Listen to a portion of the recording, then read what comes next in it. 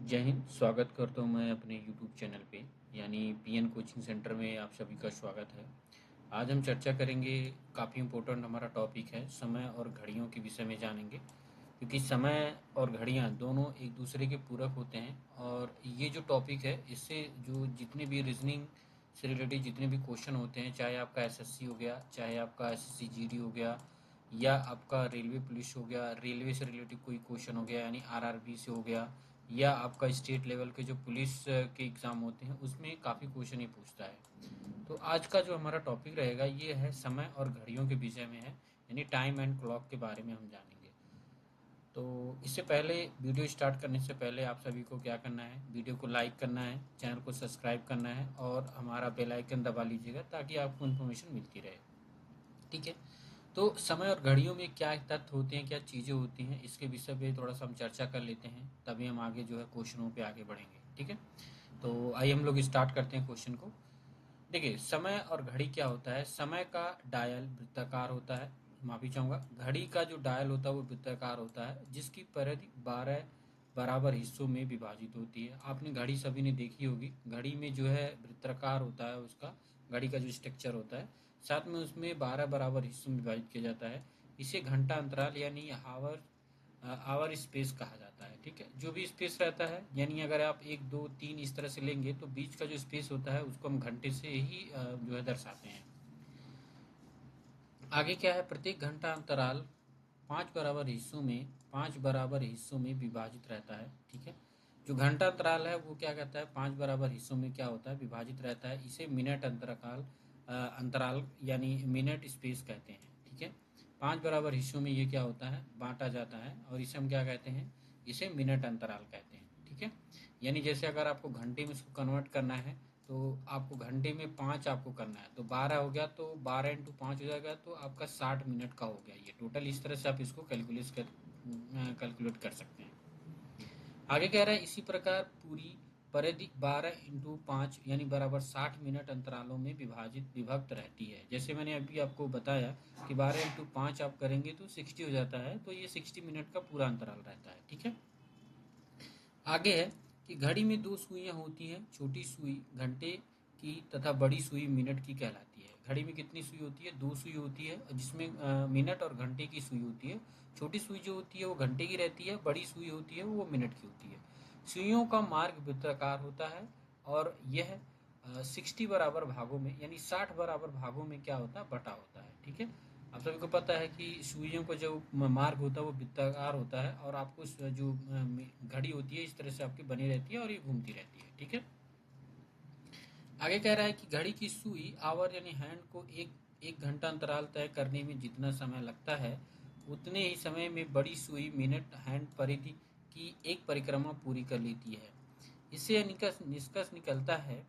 निष्कर्ष निकाला जा सकता है कि 60 मिनट की अवधि में मिनट की सुई घंटे की सुई से 55 मिनट आगे निकल जाती है। अतः मिनट की सुई घंटे की सुई से 1 मिनट की अवधि अधिक दूरी यानी 60/55 मिनट में तय करती है। देखिए, इसका मतलब ये है कि कोई भी मान लीजिए छोटी सुई है, जब वो एक चक्कर लगाती है तो वो समझ लीजिए 55 मिनट आगे निकल जाती है। 1 मिनट की अवधि मिनट की सुई घंटे की सुई से 1 मिनट आगे निकल जाती है। तो आप समझ सकते हैं कि सुई घंटे की सुई से यानी मिनट की सुई घंटे की सुई से 1 मिनट की अधिक दूरी यानी 60/55 मिनट में तय करती है। आप इससे निकाल सकते हैं। ठीक है। तो ये थे जो घड़ी और समय के बीच की कुछ इन्फॉर्मेशन, जो कि काफ़ी इंपॉर्टेंट रहता है किसी क्वेश्चन को सॉल्व करने के लिए। चलिए अब हम आगे देखते हैं आगे क्या है। आगे कुछ तथ्य हैं, इस पे हम लोग नज़र डाल लेते हैं। कह रहा है, घंटे की सुई 12 घंटे में 360 का कोण पूरा करती है। आपको पता है कि घंटे की सुई जो होती है 12 घंटे में 360 डिग्री का जो कोण होता है उसको पूरा कर लेती है। दूसरा है, मिनट की सुई 60 मिनट में 360 का कोण पूरा करती है। 360 का मतलब होता है कि आप सभी को पता है कि जब ये कोई वृत्त होता है वो कितनी डिग्री का होता है, 360 का होता है। यहाँ पे परिधि परिधि है, तो ये आपका बराबर और भागों में अगर हम बांट देते हैं तो 360 का जो है एक कोण होता है उसको पूरा कर लेती है। ठीक है। तीसरा है, करता है प्रत्येक मिनट में घंटे की सुई 1 डिग्री/2 का कोण पूरा करती है तथा मिनट की सुई 6 डिग्री का कोण पूरा करती है। ठीक है। तो ये आपको समझ में आ गया। 1 मिनट में जो डिग्री का कोण है यानी 1 डिग्री बटा 2 का कोण पूरा करती है तथा मिनट की 6 डिग्री का कोण पूरा करती है। आगे कह रहा है कि यानी चौथा पॉइंट है, कह रहा है घड़ी की सुइयों की आपसी स्थिति में परिवर्तन तभी होगा जब उनके बीच की दूरी 60/13 मिनट या 4 सही 8/13 मिनट के गुणक में होगा। ठीक है, यानी इनके परिवर्तन तभी होगा जब ये जो कैलकुलेशन है, ये कैलकुलेशन पूरा होता है, तब जाके उनके बीच का गुणक प्राप्त होता है। ठीक है, आगे है, कह रहा है प्रत्येक घंटे में घड़ी की दोनों सुई आपस में एक बार मिलती हैं। प्रत्येक घंटे में क्या होता है, घड़ी की सुई जो है आपस में एक बार जरूर मिलती है। ठीक है, ये तथ्य है। अगला है, कह रहा है जब दोनों सुइयों एक दूसरे के साथ समकोण या 90 डिग्री बना रही हो तो एक दूसरे से 15 मिनट अंतराल की दूरी पर होती हैं और यह प्रति घंटा में 2 बार होता है। ठीक है, आई होप कि आपको ये चीज़ समझ में आया हुआ है। जब ये आपका 90 डिग्री का कोण बनता है तो कितने मिनट का अंतराल होता है, 15 मिनट का अंतराल होता है और यह प्रति घंटा में 2 बार होता है। ठीक है, 1 घंटे में 2 बार ये 15-15 मिनट का अंतराल देखने को आपको मिलता है। आगे है, कह रहा है जब दोनों सुइयों एक दूसरे के विपरीत दिशा में हो तो 30 मिनट अंतराल के अलग होती है और यह प्रति घंटे में 2 बार होता है। विपरीत मतलब एक दूसरे के विपरीत होते हैं तो वो 30 मिनट का अंतराल होता है और 1 घंटे में ये 2 बार होता है। ठीक है, चलिए आगे देखते हैं। कह रहा है दोनों सुइयों एक सरल रेखा में होती हैं जब एक दूसरे को ढकने या दूसरे को विपरीत दिशा में होती हैं। ठीक है, आगे है, कह रहा है प्रत्येक 12 घंटे में घड़ी की सुइयां 11 बार आपस में मिलती हैं, अतः 24 घंटे में ये सुइयां 22 बार आपस में मिलेंगी। ठीक है, इसके बाद कह रहा है कि प्रत्येक 12 घंटे में घड़ी की सुइयां 11 बार तथा 24 घंटे में 22 बार एक दूसरे के विपरीत होंगी, अर्थात एक ही दिशा में तथा विपरीत दिशा में कुल मिलाकर 44 बार एक सीध में होंगे। ठीक है, यहाँ पे एक कैलकुलेशन बताया, कह रहा है 11 बार में 24 घंटे में 11 बार और 22 बार में एक दूसरे से क्या होती है, 12 घंटे में 11 बार और 24 घंटे में 22 बार मिलती है। इस तरह से दोनों मिला के कितना 44 बार एक दूसरे के मिलाप करती है। अगला है, कह रहा है प्रत्येक घंटे में दोनों सुइयां 2 बार समकोण बनाती हैं, लेकिन 12 घंटे में दोनों सुइयां 22 बार यानी 24 घंटे में दोनों सुइयां 44 बार आपस में समकोण बनाती हैं। ये कुछ तथ्य हैं, इसको ध्यान में रखना जरूरी होता है।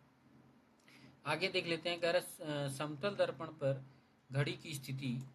समतल दर्पण पर किसी वस्तु या घड़ी की सुइयों का प्रतिबिंब उल्टा प्रतीत होता है, अर्थात मूल रूप से आप कह सकते हैं कि वो क्या होते हैं, वास्तविक प्रतिबिंब और जो समतल दर्पण पर होता है वो घड़ी की सुई बिल्कुल उल्टा दर्शाती है। वो किस तरह से, ये इस तरह से दर्शाता है जैसे आप चित्र में देख रहे हैं, घड़ी की वास्तविक स्थिति, घड़ी की समतल दर्पण की स्थिति, और ये बीच में आप अगर आप समतल दर्पण पर लगा देते हैं तो आप देखेंगे कि ये इसके बिल्कुल अपोजिट दर्शाएगा।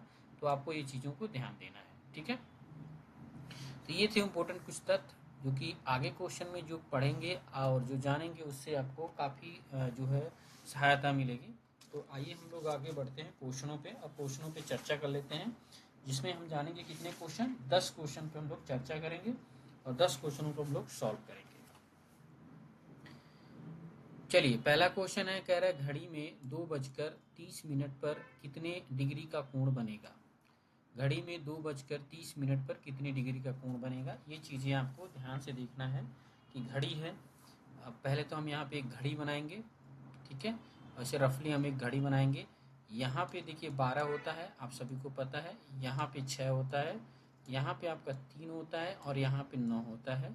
ये घड़ी हो गया। कह रहा है कितने बज के, 2:30, तो 2 आपका यहाँ पे होता है तो 2 आप यहाँ लिखेंगे और 30 यानी यहाँ पे हो गया, 6 पे आपका 30 हो गया। तो अगर आप कोण बनेगा तो इस तरह से कोण बनेगा। तो कितने डिग्री का कोण बनेगा आप इसको कैलकुलेट कर सकते हैं। जब कैलकुलेट करेंगे तो आपको देखिए किस तरह से कैलकुलेट किया जाएगा। देखिए 30-30 का यहाँ पे कोण बनेगा। अगर आप घड़ी बनाएंगे तो देखिए यहाँ पे 30 हो गया, यहाँ पे 30 हो, यहाँ पे, यानी तीन बार आपका 30-30 का कोण बनेगा। तो हम इसको जोड़ लेंगे, 30 + 30 और प्लस आपका यहाँ पे 30 हो जाएगा। ठीक है, तो जब हम इनको जोड़ेंगे तो, और आप जब इनको जोड़ देंगे +30 और इतना जब कैलकुलेट करेंगे तो आप देखेंगे इनको जोड़ देंगे तो आपको पता चलेगा कि 105 डिग्री का आपका यहाँ पे कोण बनेगा इसके। यहाँ पे कितने का 105 डिग्री। आगे और भी इसका कैलकुलेशन है, यहाँ पे मैं लिख देता हूँ 30 और प्लस 30 हो गया, यहाँ पे 30 और प्लस फिर 30 हो गया, ठीक है। और प्लस यहाँ पे हमने देखा कि आपका एक ब्रैकेट में बनेगा 30, ठीक है, और माइनस, ठीक है, 30 बटा आपका 12 हो गया, ठीक है, और इनटू आपका 6 हो गया। ये कैलकुलेशन है। जब इस कैलकुलेशन को आप सॉल्व करेंगे तो आपका कितना आएगा, आपका आएगा 105 आएगा आंसर, ठीक है। बस आपको यहाँ पे 30 जोड़ के इसमें से आपको घटाना है, तो आपका बी वाला राइट आंसर होगा। ओके। या तो अगर आपके पास देखिए 15 डिग्री का कोण बनेगा तो आप ऑटोमेटिक इससे निकाल सकते हैं, वैसे भी आप घड़ी बना के आसानी से कर सकते हैं। चलिए दूसरा क्वेश्चन कह रहा है सायंकाल 4:30 बजे यानी 4:30 बजे घड़ी की दो सुइयों के बीच का कोण क्या होगा। सेम उसी तरह का क्वेश्चन है। कह रहा है 4:30 हो रहा है तो घड़ी की सुई का कोण कितना होगा। घड़ी के सुई का जो कोण होगा वो 45 डिग्री होगा, क्योंकि घड़ी है और 4:30 होगा, तो इस तरीके का आपका कोण बनेगा। तो ये जो कोण होगा आपका 45 डिग्री का कोण बनेगा। आप घड़ी की जब सुई देखेंगे तो आपको ऑटोमेटिक चीज़ें समझ में आ जाएगी। तो A is the right answer होगा, और ये RRC इलाहाबाद 2013 में पूछा गया क्वेश्चन, ठीक है। चलिए अब हम लोग तीसरा क्वेश्चन देखते हैं। कह रहा है 4:40 घंटे और मिनट के एक घड़ी के कांटे और कौन सा कोण निर्मित करेगा। बस वही पूछ रहा है कि 4:30 पर घंटे और कांटे के बीच की दूरी का जो कोण है वो कितने डिग्री का बचेगा। तो यहाँ पे जो है आपको कैसे निकालना है, देखिए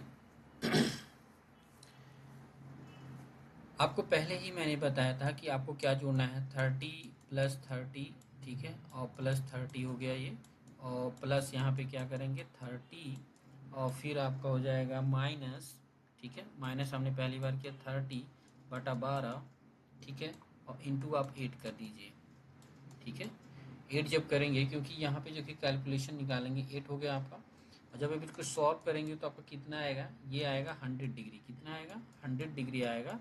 तो आंसर आपका क्या हो जाएगा, B is the right answer होगा। इस तरह से आप इसको सॉल्व कर सकते हैं।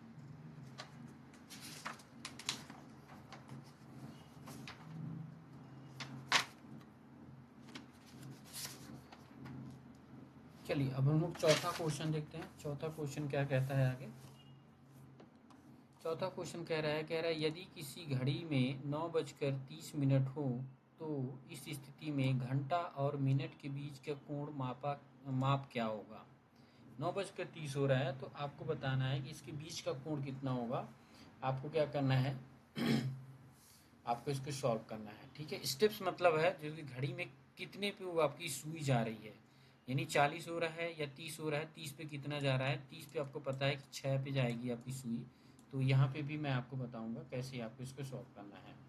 तो आपको सॉल्व करने के लिए आपको क्या करना है, यहाँ पे वही फार्मूला लगाना है, 30 प्लस आपका 30 और प्लस आपका 30, ये हो गया, ठीक है।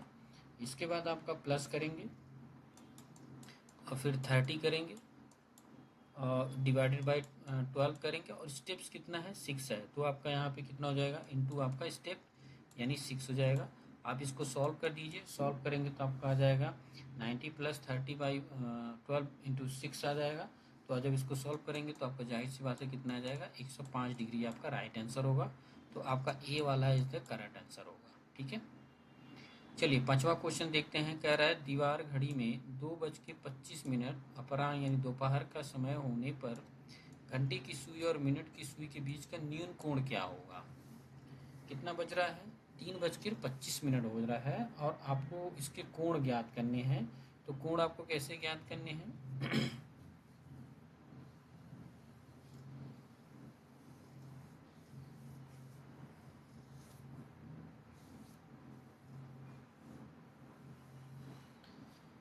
न्यून कोण पूछ रहा है, तो न्यून कोण आपको पता है कि न्यून कोण क्या होता है। जितने भी आपके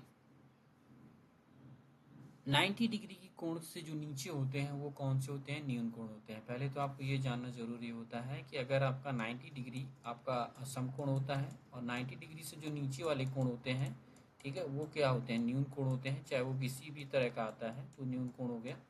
तो आप इसको सॉल्व करने के लिए देखेंगे, जब इसका कैलकुलेशन करेंगे तो वही आपका स्टेप्स लगेगा 30 और आपका प्लस जाएगा 13 स्टेप्स आ जाएगा। ठीक है, यानी 30 प्लस आपका क्या हो जाएगा, यहाँ पे ब्रैकेट में 30 और माइनस 30 इंटू आपका 12 और इंटू आपका स्टेप्स कितना है, स्टेप्स आपका 5 है, यानी 5 25 पे जाता है तो 5 स्टेप्स आ जाता है। इसको जब सॉल्व करेंगे आप तो पता चलेगा आपका